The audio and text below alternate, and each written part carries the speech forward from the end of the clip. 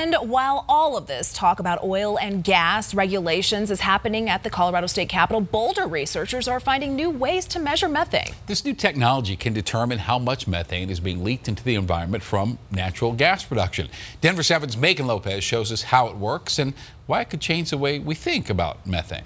This instrument is called solar occultation flux. It might not look like much. It's developed here at the University of Colorado. But this little box has big potential. The sun comes in through a mirror system. Potential to change our understanding of where methane emissions come from. But first, a science lesson. Methane is a greenhouse gas that traps heat in the atmosphere and contributes to climate change. It travels around the world and stays in the atmosphere for 10 years before being broken down. Methane is kind of complicated because it's a global problem. There are two main ways that methane can get into the Colorado atmosphere: natural gas production and cows.